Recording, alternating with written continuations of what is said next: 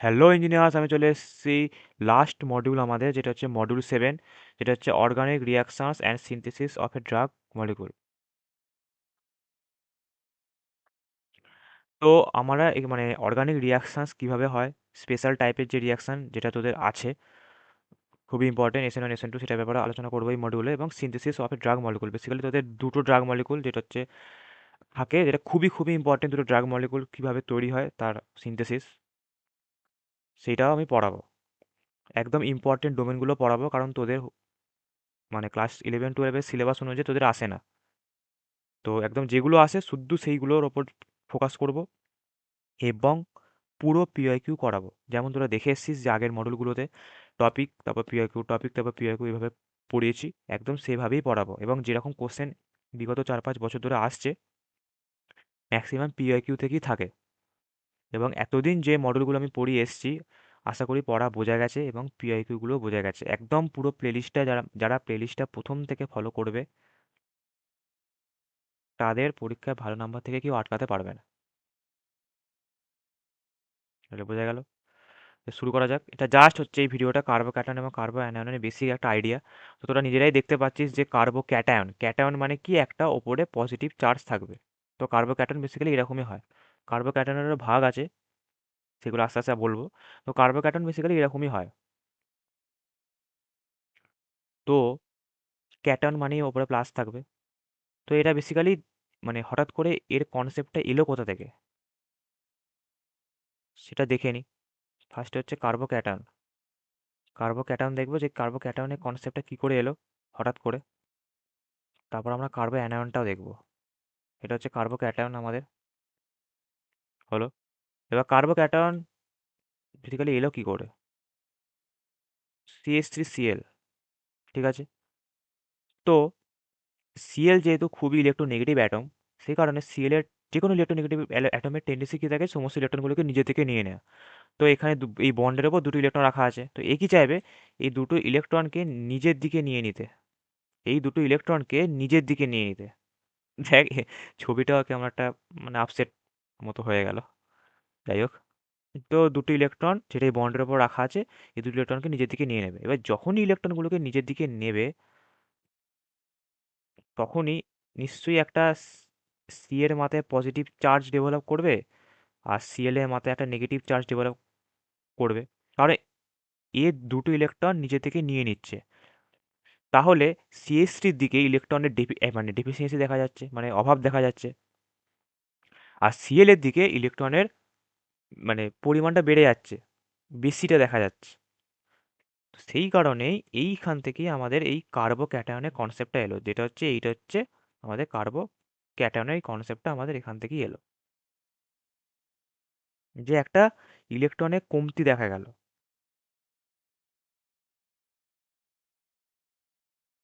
তো এইটাও আমাদের কার্বো ক্যাটায়ন, কারণ কার্বনের মাথায় প্লাস আছে, তো ক্যাটায়নের মাথাতে প্লাস চার্জই থাকে, সেই কারণে যেহেতু কার্বনের মাথাতে প্লাস চার্জ আছে সেই কারণে এটা কার্বো ক্যাটায়ন। তাহলে আশা করি বোঝা গেল, এটা হচ্ছে আমাদের কার্বো ক্যাটায়ন। এবার কার্বো ক্যাটায়নের আমি জাস্ট C+ দিয়ে বোঝাচ্ছি। কার্বো ক্যাটায়নের তিন মানে চারটে টাইপ হয়। একটা হচ্ছে 1 ডিগ্রি, একটা হচ্ছে 2 ডিগ্রি, একটা হচ্ছে 3 degree,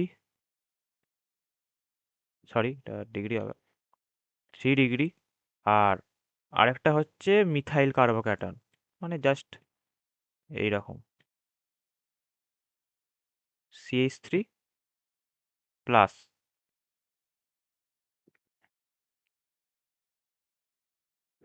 1 degree, 2 degree, 3 degree, CH3+, এই 4 রকমের আমাদের কার্বোক্যাটন হয়। এই 4 রকমের আমাদের কার্বোক্যাটন হয়, 1 ডিগ্রি, 2 ডিগ্রি, 3 ডিগ্রি, CH3+।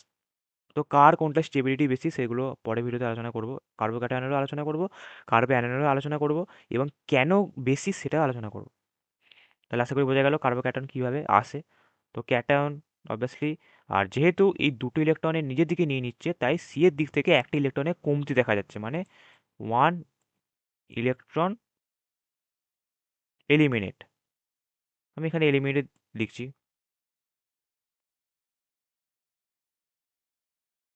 মানে একটা ইলেকট্রনের কমতি, একটা ইলেকট্রন বেরিয়ে যাচ্ছে তাই একটা ইলেকট্রনের অভাব দেখা যাচ্ছে। তাহলে আশা করি বোঝা গেল কার্বোক্যাটায়নের ব্যাপারটা। এবার সেম জিনিস, সেম লজিক, যেটা হচ্ছে কার্বো অ্যানায়ন।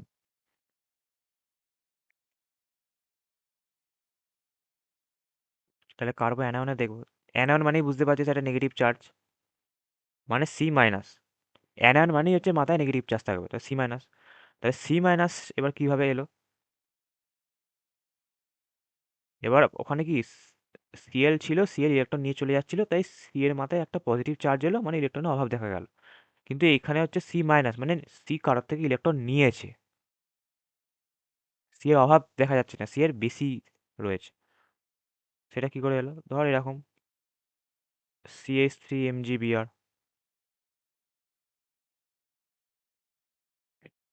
এবার এখানে যে দুটো ইলেকট্রন আছে, এটা নিজের দিকে নিয়ে নিল। অনেকভাবে কার্বোক্যাটন তৈরি হতে পারে। যদি নিজের দিকে ইলেকট্রন পেয়ারটাকে নিয়ে নেয়, তখনই কার্বো অ্যানায়নের জন্ম। আর যদি ইলেকট্রন পেয়ারটাকে কার্বনের থেকে কেউ নিয়ে নেয়, তখনই কার্বো ক্যাটায়ন।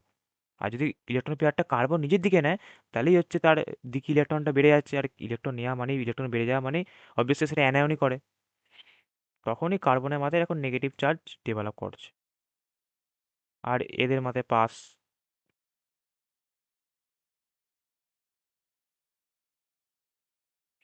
এদের মাথায় প্লাস। তাহলে বোঝা গেল কিছুই না, এই মাইনাসটা অনেকভাবে ডেভেলপ হতে পারে। যখনই কার্বনের সাথে যার বন্ড আছে, সেই বন্ডে যে ইলেকট্রন শেয়ার হয়েছে, সেখান থেকে যদি কার্বন নিজের দিকে ইলেকট্রন নিয়ে নেয়, মানে কার্বনের সাথে আরেকজন কেউ বন্ড করেছে, এ একটা কার্বন একটা ইলেকট্রন রেখেছে, অন্যজন আরেকটা ইলেকট্রন রেখেছে, এনে দুজনের মধ্যে বন্ড হলো, মানে কার্বনের সাথে যার বন্ডিং, সে একটা ইলেকট্রন রাখলো, কার্বন একটা ইলেকট্রন রাখলো, নিয়ে একটা বন্ড তৈরি হলো। এবার বন্ড তৈরি হওয়ার পর কার্বন কি করছে? ওই যে দুজনের মধ্যে শেয়ার ইলেকট্রনটা, সেটা নিজের দিকে নিয়ে নিচ্ছে। তাহলে কি হবে? যে, মানে যার সাথে বন্ডিং হয়েছিল, তার একটা যে ইলেকট্রন, সেটা কার্বনের দিকে চলে এলো, প্লাস কার্বন যেটা রেখে বন্ড করেছিল সেটা নিজের দিকেই এলো, মানে নিজের থেকে কিছু লস হলো না, উল্টে ওর সাথে যে বন্ডে ছিল তার থেকে একটা ইলেকট্রন নিজের দিকে নিয়ে নিল, মানে বন্ডটা তৈরি হলো।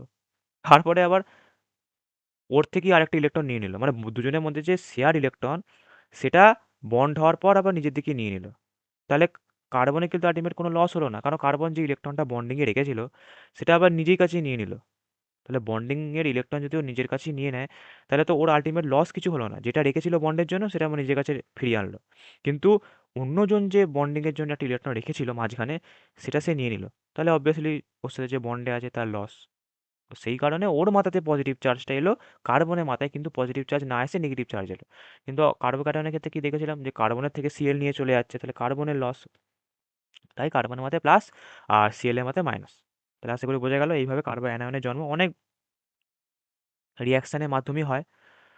আর যেহেতু, আরেকটা কথা বলে দেওয়া ভালো, এটা জাস্ট হচ্ছে একটা ইন্ট্রো, যেহেতু কার্বোক্যাটায়ন কার্বো অ্যানায়নে, তো এই যে মডিউলটা আছে অর্গানিক রিয়াকশন, তো অর্গানিক রিয়াকশনটা হয় কিভাবে এবং কার্বোক্যাটায়ন কার্বো অ্যানায়নের কথা আসছেই বা কেন। আরেকটা হয় ফ্রি রেডিক্যাল, ওটা এখন দরকার নেই জানা, ওটা যদি দরকার পড়ে তো আমি রিয়াকশন পড়াতে পড়াতেই বলে দেবো। তো কার্বো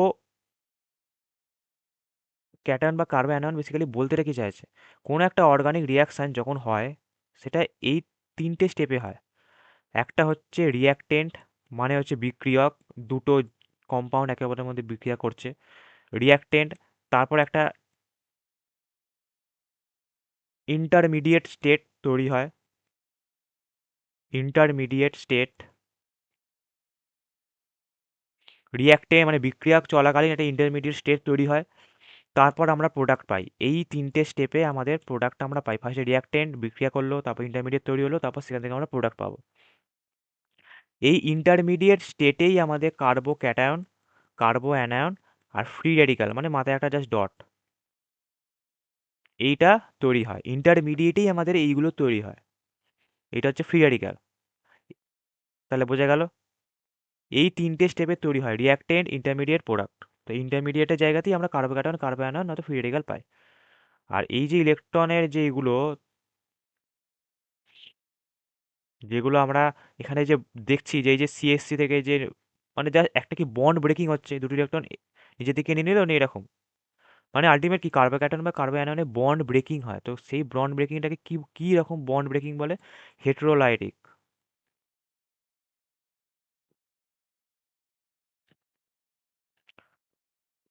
তো হেটেরোলাইটিক বন্ড ব্রেকিং মানে কি? হেটেরোলাইটিক বন্ড ব্রেকিং মানে হচ্ছে বন্ড তো ব্রেক হবে, কিন্তু যে কোনো একজন লাভবান হবে। মানে এই যে সিএসসি সিএল এর মধ্যে বন্ড ব্রেক হয়েছে, কিন্তু সিএল দুটো ইলেকট্রন নিজের দিকে নিয়ে চলে গেছে।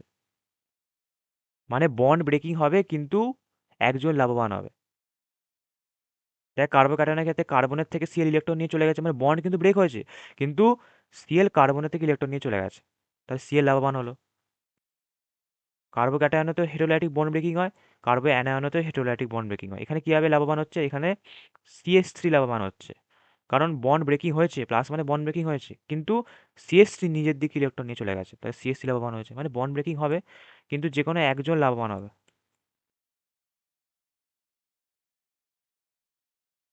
তাহলে বোঝা গেল,